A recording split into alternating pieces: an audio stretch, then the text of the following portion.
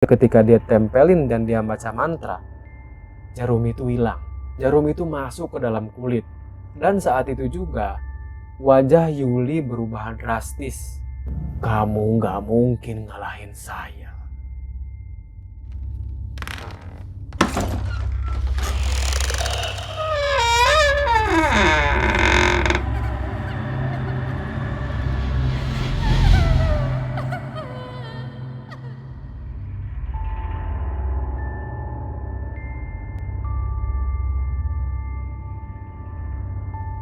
Assalamualaikum warahmatullahi wabarakatuh. Selamat datang buat lo yang baru bergabung dan nonton channel Awas di Belakang.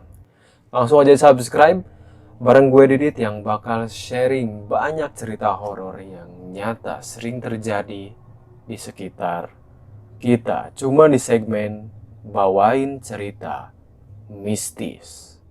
Di episode kali ini gue bakal bawain lo cerita pengalaman mistis yang dialami oleh seorang perias pengantin. Sebut aja namanya Mbak Wulan. Mbak Wulan ini adalah seorang perias pengantin senior yang sudah malang melintang selama kurang lebih 20 tahun. Udah banyak kejadian horor yang Mbak Wulan alami, tapi yang mau gue bawain ini adalah yang paling menyeramkan. Oke, sebelum lanjut ke ceritanya, lu yang suka konten kayak gini, like, komen, share sebanyak-banyaknya, biar gue tambah semangat lagi bikin videonya. Oke, nggak usah banyak cincong lagi. Jadi, beginilah ceritanya.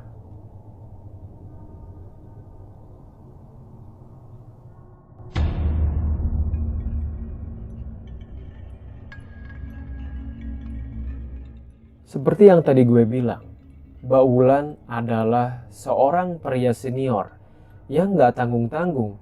Dia dedikasikan separuh atau lebih dari separuh usianya untuk menjadi seorang perias pengantin.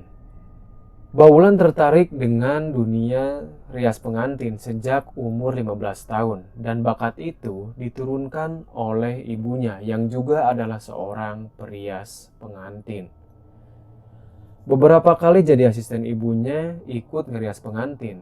Terhitung di hari atau di malam ke-40, Mbak Wulan dapat mimpi yang terbilang cukup aneh dan membuat dia selalu bertanya-tanya.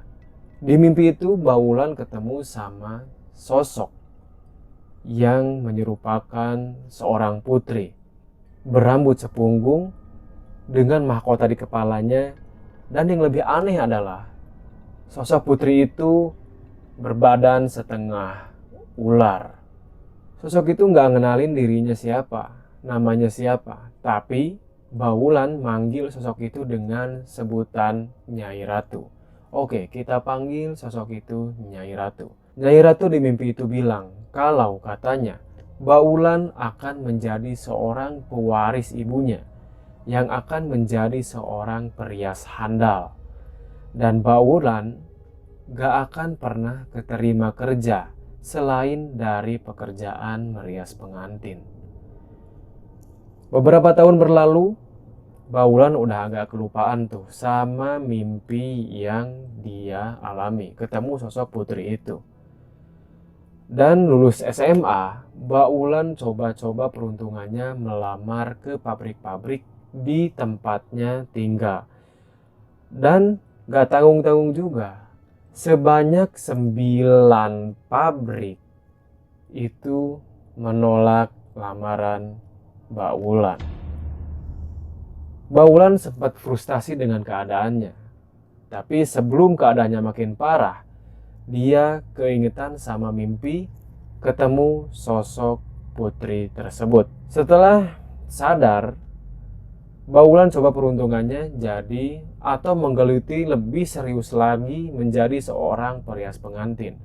Dan hasilnya Mbak Wulan banjir orderan. Bahkan sejak Mbak Wulan lebih serius di bidang rias, selain membuat ibunya bangga, ternyata riasan Mbak Wulan ini lebih keterima dan dipandang oleh kalangan elit. Percaya nggak percaya, itu yang terjadi.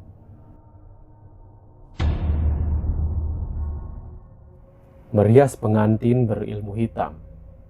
Di tahun 2002, Baulan dapat orderan buat merias pengantin seorang cewek yang ternyata punya ilmu hitam. Biar lebih mudah, kita panggil aja si cewek ini dengan nama Yuli. Gue gak habis pikir gitu ya, kenapa ilmu kayak gini tuh masih ada aja. Jadi ceritanya seperti biasa, sebelum melakukan riasan pengantin, Baulan ini selalu melakukan yang namanya ritual.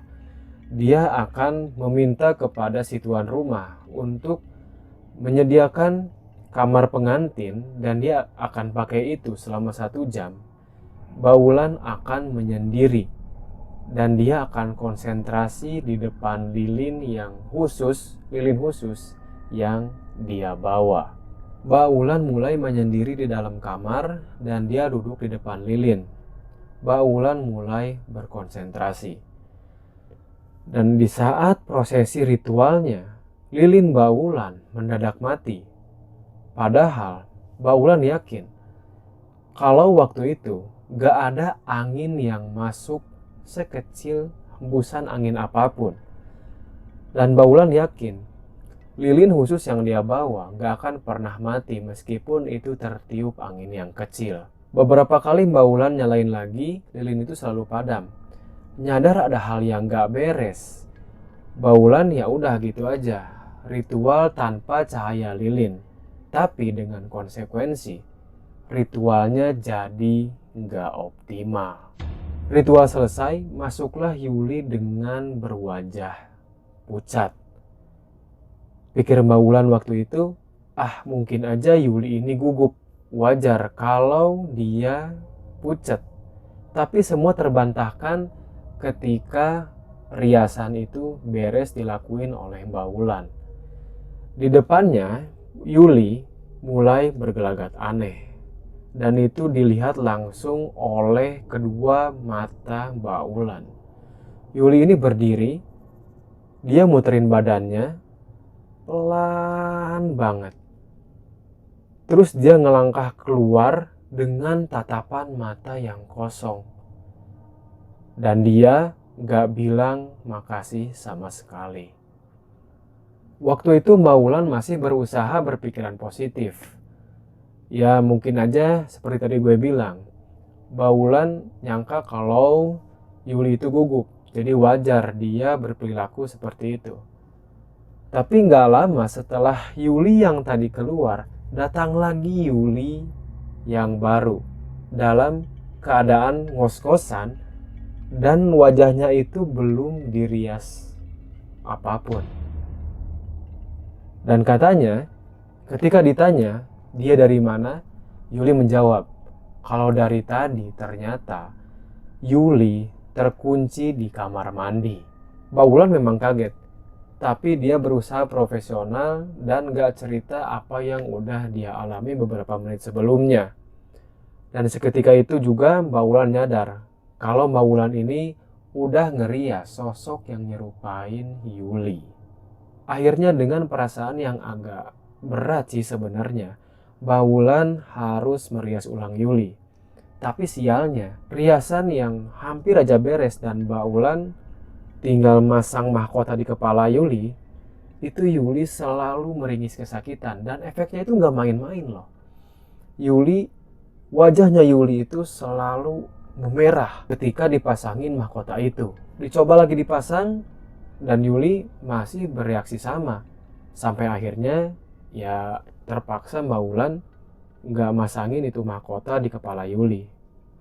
Ada kekhawatiran di benak Baulan karena melihat kondisi wajah Yuli yang udah kayak melepuh gitu. Tapi dengan yakin Yuli sendiri yang nyuruh Baulan untuk mempertebal make upnya.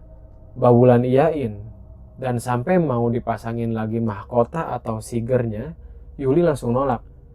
Dan di situ, nah ini anehnya nih, Baulan lihat dengan mata kepalanya sendiri.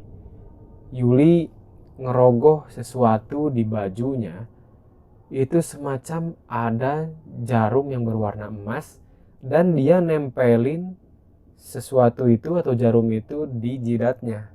Dan seketika itu juga ketika dia tempelin dan dia baca mantra, jarum itu hilang. Jarum itu masuk ke dalam kulit. Dan saat itu juga wajah Yuli berubah drastis. Dan sama persis sama sosok yang Mbak Wulan dandanin sebelumnya.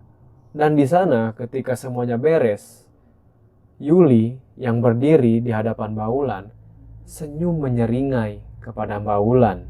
Terus ngasih isyarat sama Mbak Wulan buat nyuruh diem. Kayak yang mungkin ini kan, ya mungkin kayak udah diem aja, cukup kamu yang tahu, mungkin aja gitu.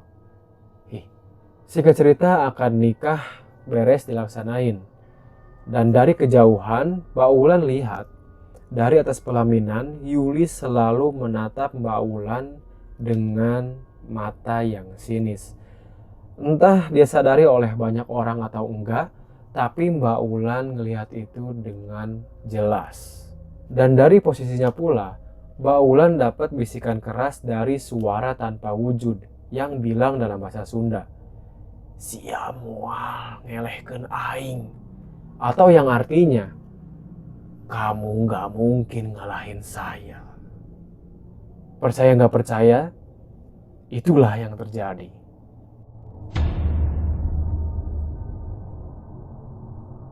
Pernikahan jin. Suatu hari di tahun 2015, Mbak Wulan dapat telepon dari seseorang yang bernama Pak Joko. Katanya dia pengen Mbak Wulan ini ngerias ponakannya yang sebentar lagi nikah. Dan setelah dikonfirmasi, ternyata lokasi pernikahannya ini jauh banget dari rumahnya Mbak Wulan. Kalau Mbak Wulan perhitungkan jarak dari rumah ke rumah Pak Joko ini atau lokasi pernikahan ini harus menempuh waktu sekitar 8 jam. Dan itu pakai mobil. Dengan berat hati, awalnya Mbak Wulan ini nolak karena dia nggak punya kendaraan yang bisa bawa dia buat ke sana. Dia nggak punya mobil. Tapi si Pak Joko ini kekeh. Dia akan antar jemput Mbak Wulan menggunakan mobilnya. Karena mungkin Mbak Wulan merasa iba, ya dia terima orderan itu dengan lapang dada. Singkat cerita, sehari sebelum pernikahan, Mbak Wulan dijemput oleh Pak Joko sekitar jam 4 sore. Waktu itu hari Senin, tanggal 16 Maret 2015. Catat nih tanggalnya, catat nih. Kemudian mereka berjalan dengan kecepatan normal padahal. Tapi ada yang aneh di sini. Ketika nyampe di lokasi, ternyata di sana baru adzan Isya. Dan ketika Mbak Wulan lihat jamnya, itu memang baru jam 7 malam. Padahal harusnya dengan perhitungan normal, paling cepat Mbak Wulan dan Pak Joko ini nyampe di lokasi itu sekitar jam 12 malam. Itu artinya kalau cepat kayak gitu mereka menempuh jarak itu sekitar 3 jam. Mobil apa yang bisa jalan secepat itu? Di lokasi perkampungan, Mbak Wulan langsung ditunjukin rumah si pengantin. Ya kayak perkampungan biasanya lah. Tapi cuman yang aneh kan itu posisi malam. Di pinggiran kampungnya itu nggak ada cahaya-cahaya lampu yang kayak biasanya kampung-kampung biasa ada. Kan kalau kita misalkan di perkampungan malam hari, kampung tetangga itu lampu-lampunya pasti kelihatan. Nah ini nggak sama sekali. Gelap kayak ditutupin sama dinding warna hitam. Sebenarnya Mbak Wulan ini udah ada feeling ada yang nggak beres nih. Tapi berhubung etika orang-orang di sana itu ramah banget. Dan kelihatannya itu dari segi penampilan, kelihatannya itu biasa banget kayak orang-orang biasa. Ya Mbak Wulan tetap berpikir positif dan tetap melanjutkan pekerjaannya. Mbak Wulan ini sangat profesional banget sama pekerjaannya ini. Di sana Mbak Wulan ini ngerias seperti biasanya dan acaranya pun lancar jaya. Mbak Wulan dikasih hadiah 1 koper warna coklat yang dikasih sama Pak Joko, yang setelah dibuka kalian tahu isinya apaan? Itu isinya uang gepokan semua, 100 ribuan yang menuhin seisi koper. Pak Joko sangat berterima kasih sama Mbak Ulan karena udah nerima orderannya. Setelah itu, setelah acara semuanya selesai, Mbak Ulan diantar pulang lagi oleh Pak Joko sekitar jam 5 sore. Dan karena mungkin kecapean banget, Mbak Ulan di mobil itu tertidur. Di dalam tidurnya, Mbak Ulan ini ketemu lagi sama sosok Nyai Ratu yang pernah datang ke mimpinya waktu Mbak Ulan berumur 15 tahun. Dan di sana, sosok Nyai Ratu ini tetap sama. Sosok putri cantik dengan rambut sepunggung, mahkota di kepalanya, dan berbadan setengah ular. Nyai Ratu ngehampirin Mbak Ulan. Dan di sana Nyai Ratu bilang, "Makasih ya Lan, udah datang ke nikahannya prajuritku. Ambil imbalanku di dalam koper itu sebagai ganti budi baikmu sudah datang ke kerajaanku." Mendengar perkataan Nyai Ratu, Mbak Ulan ini agak shock sampai-sampai dia bangun. Dan ini nih yang menurut gue epic banget. Pas dia bangun, ternyata Mbak Ulan udah ada di atas delmannya Pak Sunyoto. Pak Sunyoto ini adalah tetangganya yang memang kerjaannya sehari-hari narik delman. Mbak Ulan yang kondisinya masih kebingungan nanya ke Pak Nyoto, "Loh Pak, mana Pak Joko?" Pak Sunyoto malah balik nanya, "Pak Joko siapa?" Mbak Ulan jawab, "Loh itu yang nganterin saya dari nikahan, pakai mobil kita." Dan Pak Nyoto jawab, "Nikahan apa? Orang tadi kamu saya temuin ada di pinggiran sawah kok. Terus tadi kamu sendiri yang bilang kan kalau kamu dari laut." Aduh, ini apaan ini? Kisah apaan coba? Mbak Ulan semakin bingung. Jadi dia nanya lebih lanjut ke Pak Nyoto. Gimana caranya Pak Nyoto nemuin Mbak Ulan? Jadi kejadiannya itu waktu Pak Nyoto habis pulang dari narik delman, Pak Nyoto ini ternyata lihat Mbak Ulan jalan pelan banget di pinggir sawah. Dan Pak Nyoto sempat nanya, "Dari mana kamu?" Mbak Ulan jawab, "Dari laut," katanya. Sambil tatapannya tuh kosong. Habis Pak Nyoto cerita, giliran Mbak Ulan yang nyeritain gimana kronologinya. Dia dari ditelepon Pak Joko, ngerias pengantin sama mimpinya itu semua panjang lebar ke Pak Nyoto. Dan Pak Nyoto cuma bisa megang-megangin pundaknya kayak yang berinding-berinding gitu. Dan setelah menerima ceritanya secara detail, Pak Nyoto ngingetin. Nah tadi kan gue suruh catat tanggalnya tuh. Ternyata malam itu masih jam 9 di tanggal 16 Maret 2015. Gak masuk akal banget sih ini. Dan itu artinya semenjak Mbak Ulan dijemput sama Pak Joko, Mbak Ulan sudah pindah alam. Singkat cerita, Mbak Ulan dianterin ke rumahnya. Dia pamitan sama Pak Nyoto. Dan oh iya, ada satu barang yang masih Mbak Ulan pegang, yaitu koper coklat yang dikasih sama Pak Joko. Yang ketika dibuka di rumahnya, isinya itu masih tetap sama. Uang gepokan 100 ribuan yang memenuhi isi koper. Uang itu Mbak Ulan kumpulin atau tabung di tabungannya dan berencana buat dia jadiin tabungan di kehidupan masa depannya. Dan tentang kejadiannya, Mbak Ulan cerita ke ibunya. Dan ternyata dengan santainya ibunya ini menanggapi kalau ternyata dulu ibunya pun pernah mengalami hal yang sama seperti yang dialami oleh Mbak Ulan. Dan ibunya pun menegaskan kalau Mbak Ulan semenjak kejadian itu sudah resmi menjadi seorang pewaris ibunya, menjadi perias pengantin. Percaya nggak percaya, itulah yang terjadi. Itu tadi guys cerita yang menurut gue ini asli, ini epic banget sih. Dan buat lo yang suka dengan konten yang kayak gini, silakan jangan ragu-ragu like, komen, dan share sebanyak-banyaknya ke teman-teman kalian biar gue lebih semangat lagi bikin videonya. Dan buat kalian yang punya cerita horor, kalian bisa kirim langsung ke email kirimceritahoror@gmail.com. Gue simpen di sinilah. Atau kalian bisa DM di sini juga di @ai_vermadi. Oke, segitu aja guys dari gue. Salam borangan. Assalamualaikum warahmatullahi wabarakatuh.